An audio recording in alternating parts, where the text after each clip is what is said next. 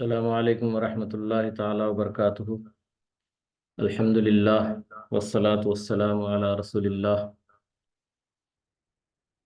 محترم سامعین، اللہ کا شکر ہے آج ہم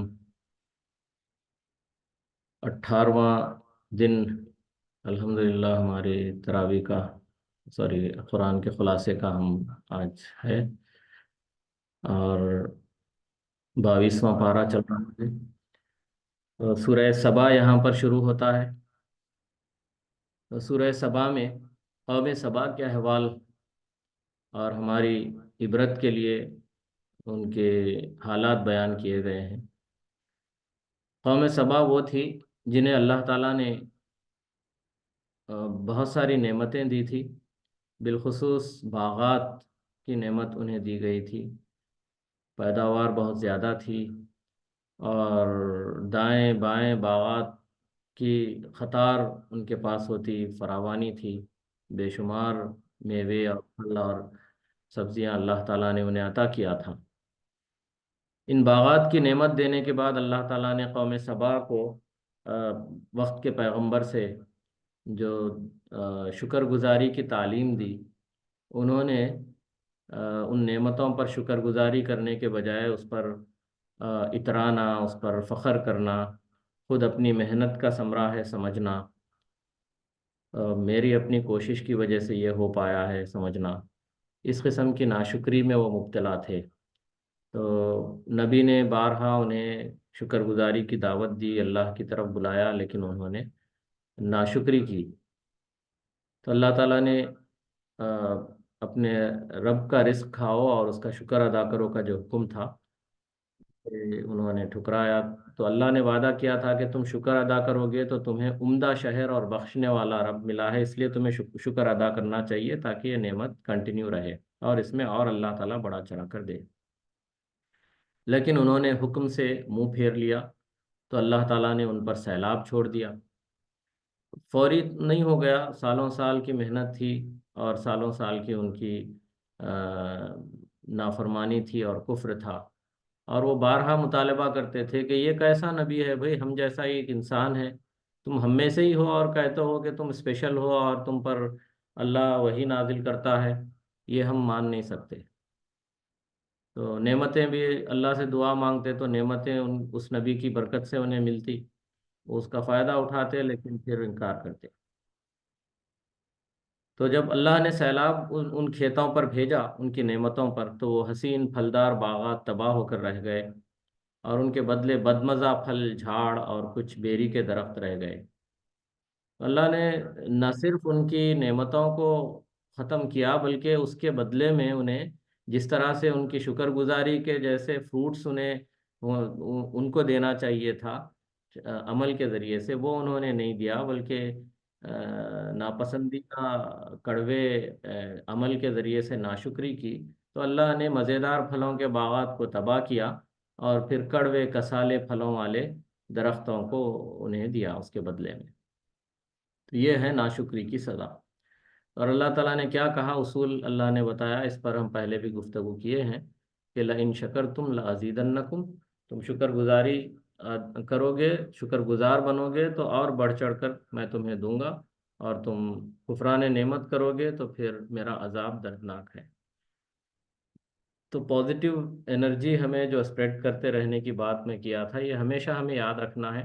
بندہ مومن پازیٹیو انرجی سے، شکر گزاری کی طاقت سے لیس ہوتا ہے، ہمیشہ بھری ہوئی ہوتی ہے اس کے پاس وہ طاقت، اور وہ اسے چھلکاتا رہتا ہے اور اسے بانٹتا رہتا ہے۔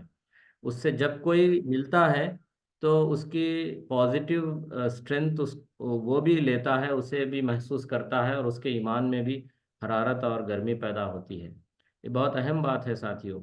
ہم ہماری محفلوں میں، ہماری ملاقاتوں میں اللہ کی شکر گزاری کو اس طرح پروان چڑھائیں، اور کسی بھی بندے اور کسی بھی معاملے کے بارے میں جب بات ہو رہی ہو تو اس میں اس طرح ہم پازیٹیو گفتگو ہماری ہو اور شکر گزاری ہو کہ سامنے والوں کو بھی وہ انرجی ملے، طاقت ملے، اور وہ بھی اس چیز کو پروان چڑھائیں، نہ کہ ہم کسی کی غیبت، کسی کی شکایت، کسی کا عیب جوئی اور کسی کی بہت ساری برائیاں ہم کرنے لگتے ہیں، تو یہ خود بندوں کی ناشکری کے ساتھ ساتھ اللہ کی ناشکری بھی ہے، اور گناہ اصل دراصل ناشکری ہے، اور ناشکری دراصل کفر ہے۔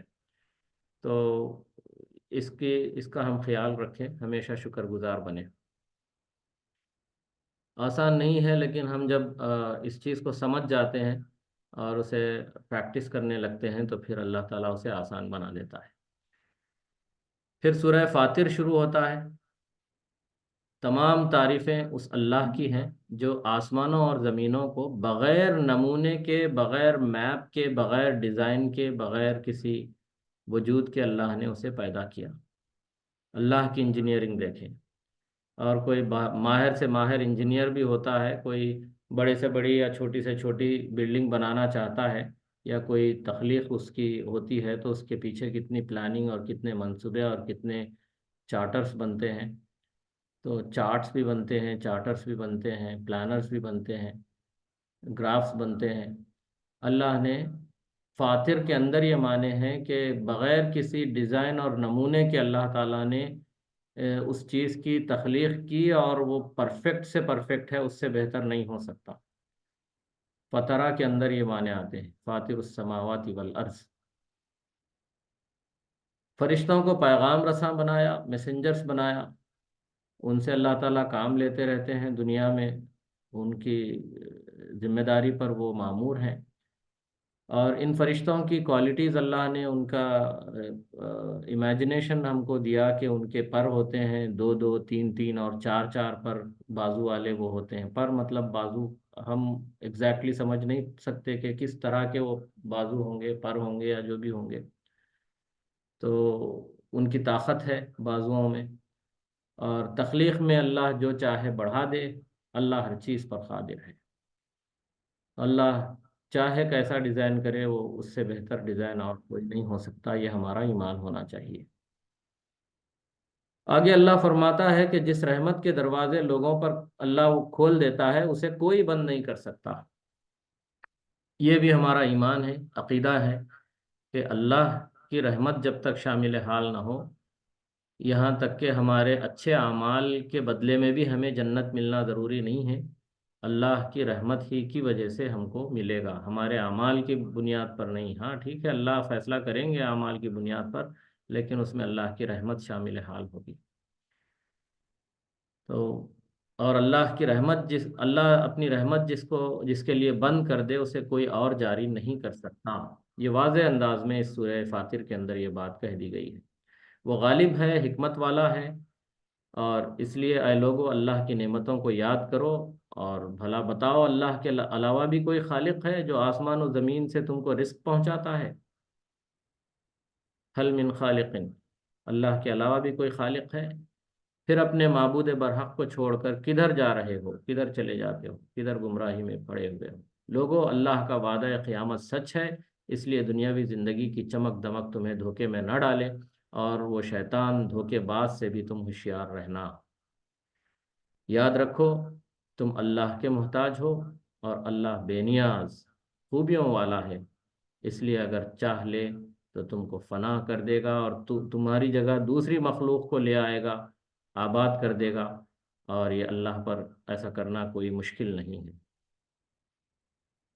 دیکھیں، اللہ نے ہمیں اشرف المخلوق بنایا اور ذمہ داری دی، اس ذمہ داری کو بھول کر ہم دنیاوی اللہ کی دی ہوئی سہولتوں میں ہم مصروف ہو جاتے ہیں، تو پھر اللہ کہہ رہے ہیں کہ تم نہیں جاگو گے تو پھر میں تمہیں مٹا سکتا ہوں، آسان کام ہے میرے لیے، مٹاؤں گا اور تمہاری جگہ دوسروں کو لاؤں گا جو تم جیسے نہیں ہوں گے۔ دوسری جگہ پر بھی اس قسم کے آیتیں آئی ہیں۔ اللہ تعالیٰ اپنے وحدت کی نشانیاں اس کائنات میں چھوڑتا ہے، دکھاتا ہے ہمیں واضح نشانیاں، زمین اور آسمان میں، اور خود جن و انس میں، اور اللہ کی نازل کی ہوئی آیتوں میں اس کی نشانیاں ہیں جو وٹنس کرتی ہیں اللہ کی قدرت پر، دلائل قدرت ہے۔ اور جو کوئی اس میں غور کرتا ہے، جتنا غور کرے گا عظمت کا علم اس کے اندر بڑھے گا، اور وہ عظیم بنے گا، ایمان اس کا بڑھے گا۔ یرفع اللہ بِهَذَا الْكِتَابِ أَقْوَامًا وَيَزَعُ الْآخَرِينَ۔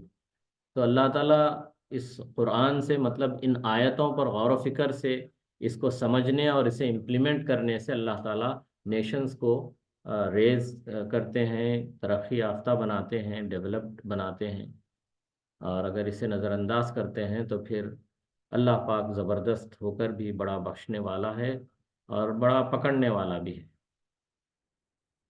پھر سورہ یاسین شروع ہوتا ہے، بہت اہم سورت ہے قرآن کی، عروس القرآن بھی اسے کہا گیا ہے۔ ہم بہت زیادہ اسے پڑھتے ہیں، اس کا اہتمام کرتے ہیں، ان کے مضامین کو بھی سمجھنا چاہیے۔ ایسی اہم صورتوں کی سورہ رحمان ہے، سورہ یاسین ہے، سورہ کہف ہے، ان کے مضامین کو ہم ازبر کر لینا چاہیے، ہمارے بچوں کو اس میں ماہر کر دینا چاہیے۔ بہت اہم صورتیں ہیں، ساری آیتیں اہم ہیں، لیکن اس کو ہم زیادہ توجہ دیتے ہیں، اس لیے اس پر بات آ رہی ہے۔ اس صورت کے اندر رسالت کو ثابت کیا گیا ہے، اور حشر، پھر سے مرنے کے بعد پھر سے اٹھائے جانے پر زور دیا گیا ہے۔ اسی لیے موت کے وقت بھی غرغرہ موت میں یا پھر انتقال کے بعد زیادہ اس صورت کی تلاوت ہوتی ہے۔ تو حشر کی بات یہاں پر ہوئی ہے، توحید کا مضمون ہے، تو یہی تو تین مضامین ہیں جو بہت اہم ہے ہمارے لیے۔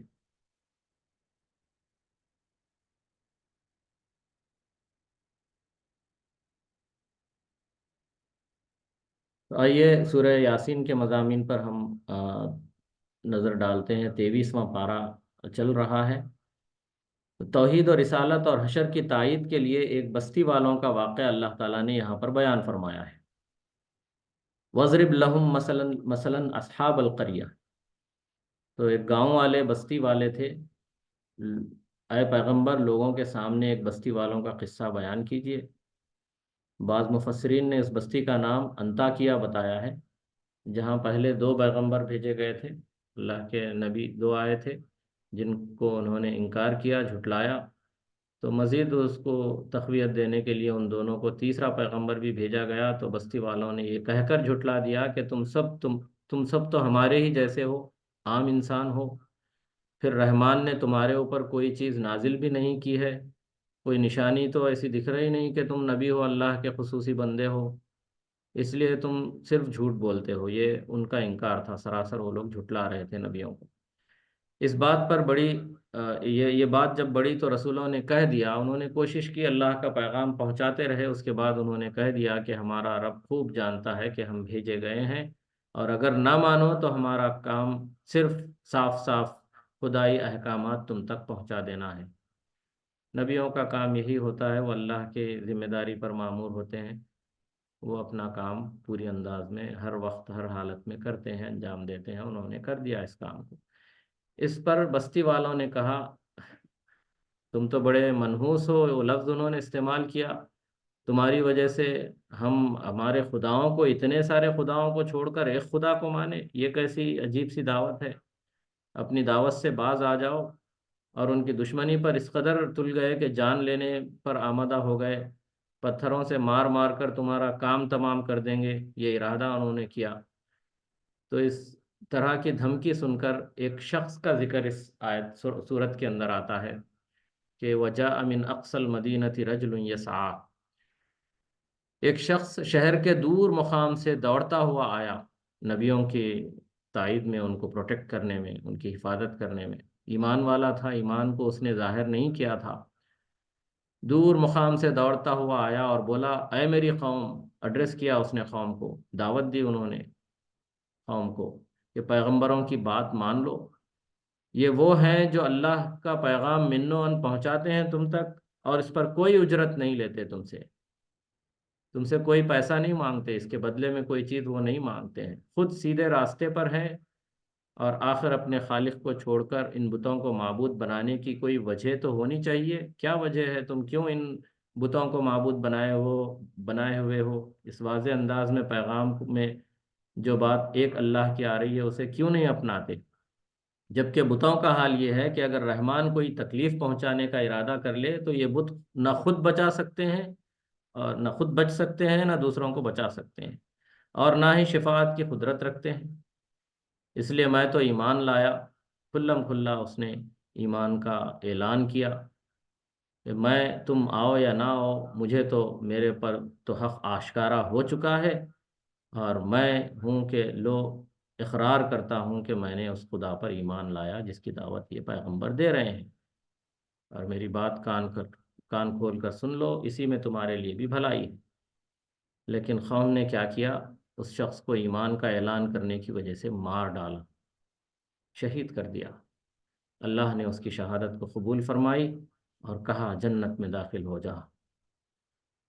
تو اس معاملے کے بعد اللہ تعالیٰ اس شخص کا ذکر کرتے ہیں کہ جب اسے جنت میں داخل کر دیا گیا تو اس کی حالت کیا تھی۔ اس وقت یہ شخص اپنی قوم کو یاد کر کے کہنے لگا، کاش میری قوم کو یہ معلوم ہو جاتا کہ میرے ساتھ میرے خدا نے کتنا بہترین معاملہ کیا ہے،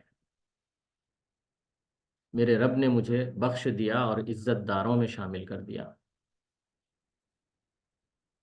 ادھر قوم کو اللہ تعالیٰ نے ایک بڑی چیخ اور آواز کے ساتھ انہیں ایک سر ہلاک کر کے رکھ دیا، ان پر عذاب آ گیا۔ اس کے بعد اس قصے سے توحید اور رسالت کا مضمون ثابت ہوتا ہے، اور پھر مرنے کے بعد اٹھائے جانے کا، کیونکہ اس کو اللہ نے زندگی دی اور جنت میں داخل کیا، اور پھر اس کے احساسات اور فیلنگز کو بھی اللہ تعالیٰ نے اس میں بیان کیا، تو اس واقعے کا ذکر سے حشر کا بھی یہاں پر مضمون ثابت کیا گیا ہے۔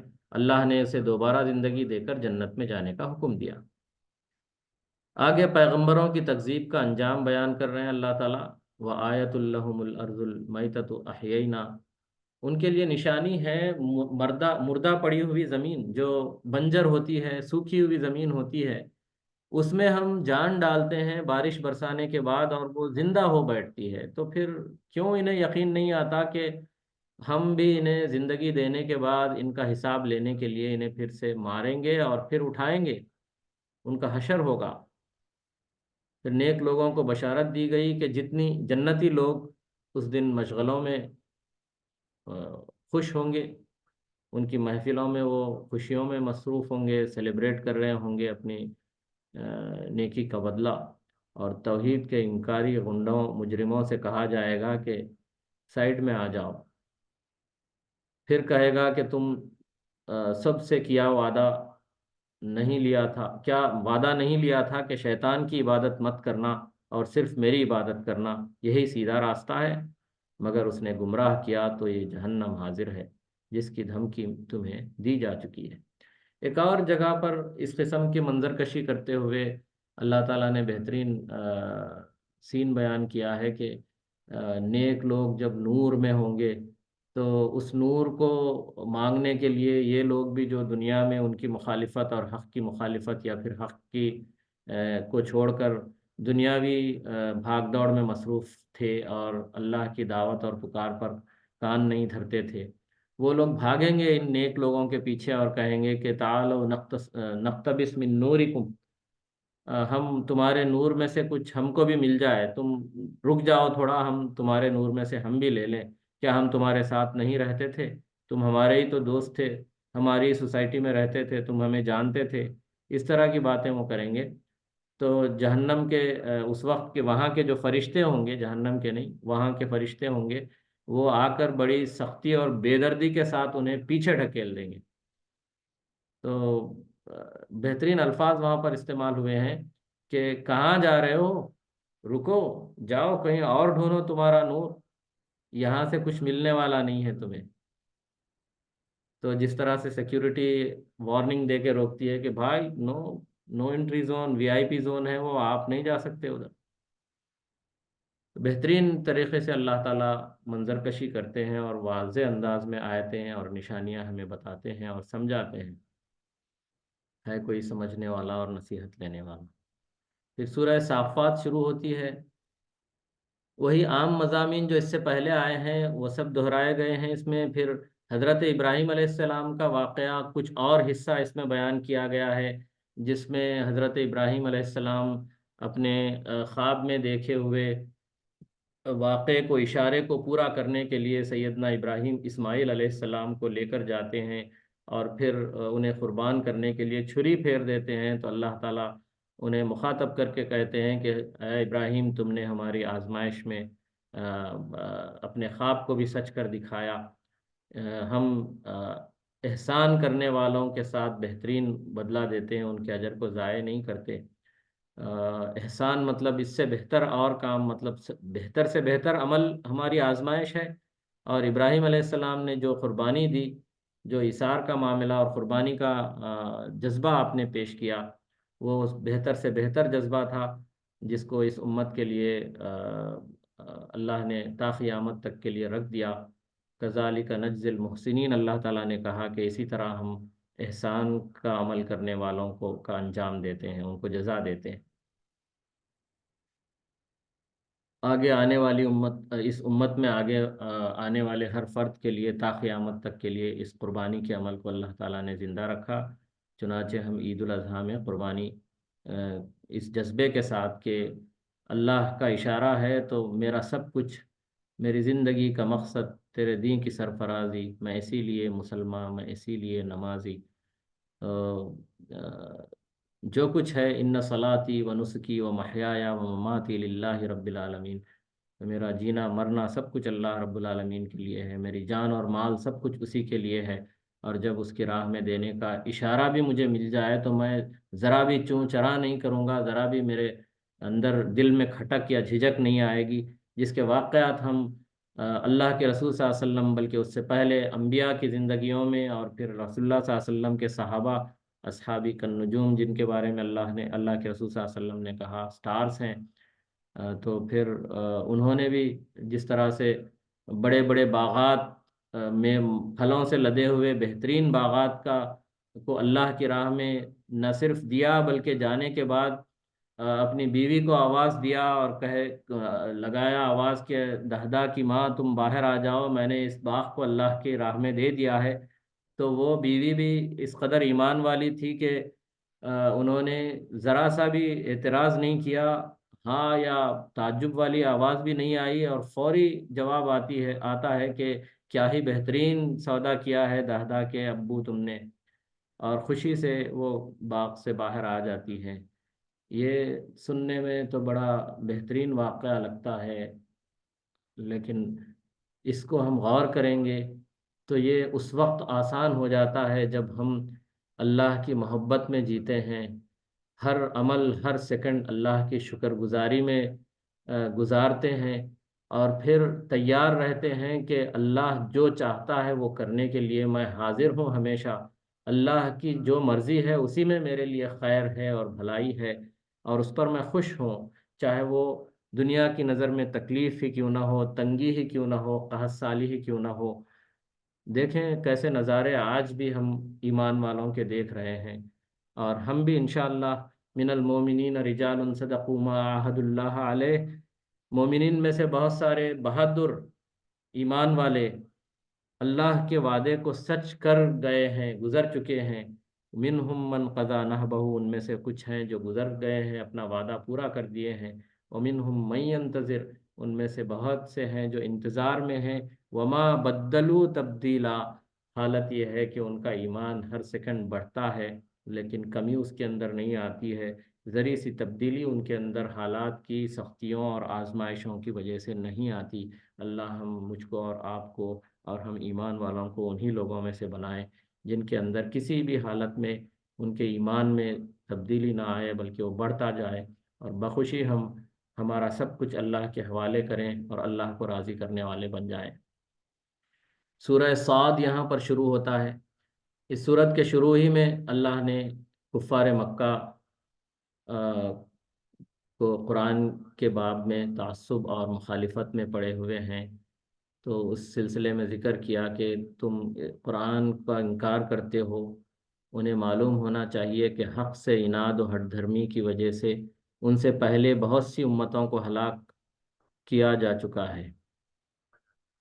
تو ان کو حضور صلی اللہ علیہ وسلم کا انہی میں سے ہونا عجیب لگ رہا تھا، اور ان پر قرآن نازل ہونا، وہی آنا عجیب لگ رہا تھا، تو بہت سے معبودوں کی جگہ ایک معبود برحق ٹھہرانا انہیں عجیب لگ رہا تھا۔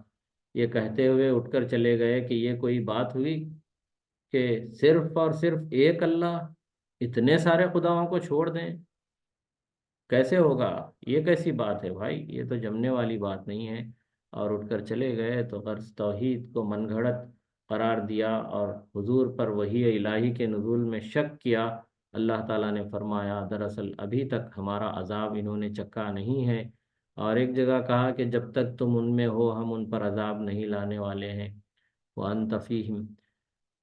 اللہ تعالیٰ نے فرمایا دراصل ابھی تک ہمارا عذاب انہوں نے چکھا نہیں ہے، اس لیے سب کو شیخی سوج رہی ہے۔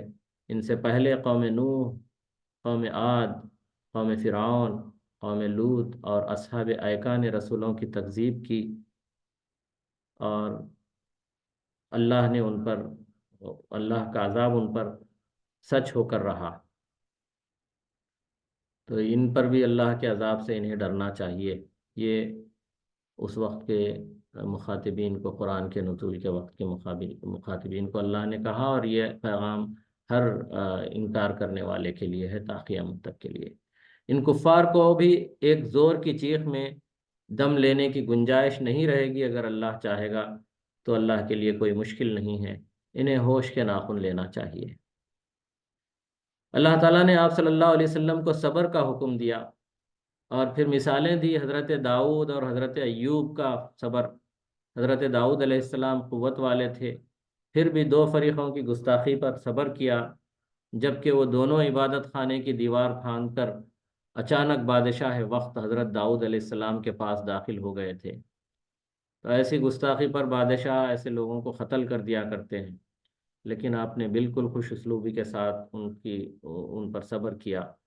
تو اور ویسے داؤد علیہ السلام کے صبر کا بھی ذکر ہے، اور پھر جس طرح حضرت ایوب علیہ السلام نے اپنی جسمانی تکلیف پر، بیماری پر صبر کیا، اللہ نے اس کا بھی ذکر کیا ہے۔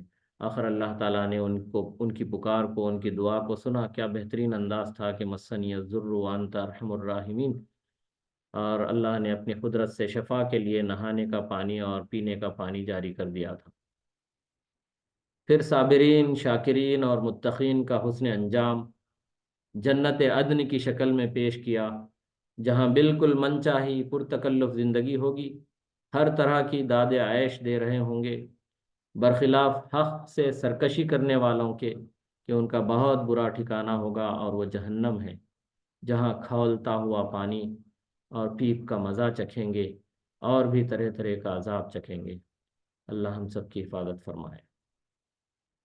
سورہ زمر شروع ہو رہا ہے، اس میں بھی توحید اور رسالت ہی کی دعوت دی گئی ہے، اور فرمایا اگر کفر و انکار کرو گے تو اللہ تمہارا محتاج نہیں ہے، اللہ کو ضرورت نہیں ہے تمہارے ایمان کی، تمہارے ایمان کا فائدہ تمہیں ہی ہونے والا ہے۔ ہاں، اپنے بندوں کے لیے کفر کو وہ پسند نہیں کرتا، اس لیے اگر شکر کرو گے تو اس کو تمہارے لیے وہ پسند کرتا ہے، کیونکہ اس میں تمہارا فائدہ ہے، تمہارے دل اور دماغ کو سکون بھی اس کے ذریعے سے ملے گا۔ دراصل وہ تمہارا ہی بھلا کرنا چاہتا ہے، تمہیں نقصانات سے بچانا چاہتا ہے۔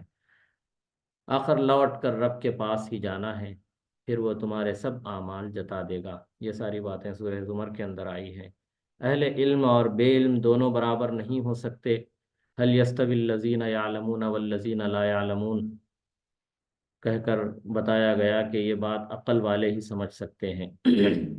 علم کیا ہے اس پر بھی ہم توجہ دیں۔ بات ختم ہو گئی ہے یہاں پر، سورہ زمر کا خلاصہ بھی ختم ہوا، آخری بات میں رکھ کر اپنی بات ختم کروں۔ علم والے اور بے علم والے جب ایک سا نہیں ہو سکتے، اور قرآن کا نزول علم سے، اقرا سے ہوا ہے، پڑھو سے ہوا ہے، لیکن یاد رکھیں اسلام نے علم کا ڈیفینیشن جو دیا ہے، اللہم انی اسألک علما نافعا، یوزفل نالج، فائدہ پہنچانے والا، نفع بخش علم کی بات یہاں پر کی جاتی ہے۔ بہت کچھ پڑھ لینا اور اسے عمل میں نہیں لانا، وہ علم والی بات نہیں ہوئی۔ تو بہت سارے انجینئرنگ کی ڈگری کرنے والے جو بس ڈگریاں لے لیتے ہیں، نالج آ جاتا ہے، لیکن دے کے ناٹ امپلیمنٹ اٹ، تو ان کی ضرورت نہیں ہوتی ہے۔ تو اسی طرح سے علم، فائدہ مند علم ہو، اور اللہ کے رسول صلی اللہ علیہ وسلم نے پناہ مانگی ہے علم لا ینفع سے، ایسا علم سے پناہ مانگتے ہیں جس کا کوئی فائدہ نہ ہو۔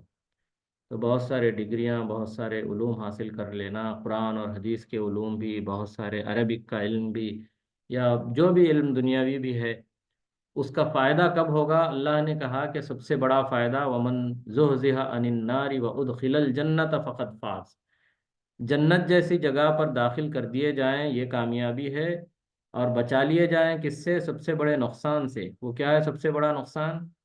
نار ہے، آگ ہے، دوزخ کا عذاب ہے، اللہ کی نافرمانی سے جو ملتا ہے۔ تو دنیاوی اور اخروی نقصان سے بچا کر، بڑے خسارے سے بچا کر سب سے بڑا فائدہ اللہ تعالیٰ کرنا چاہتے ہیں، تو اس علم پر توجہ ہمیں دینا ہے جو ہمیں اس بڑے کامیابی کی طرف لے جائے۔ اللہ تعالیٰ سے دعا ہے کہ اللہ ہمیں اس قرآن سے ایسا علم عطا فرمائے جو ہمارے زندگیوں کا نور بنے، ہماری خبروں کا نور بنے، اور آخرت میں بھی ہمارے ساتھ ہو، جو ہمیں جنت میں لے جانے والا، اللہ کو راضی کرنے والا، جنت دلانے والا اور اللہ کا دیدار کروانے والا بنے۔ وما علینا الا البلاغ، وآخر دعوانا ان الحمد للہ رب العالمین۔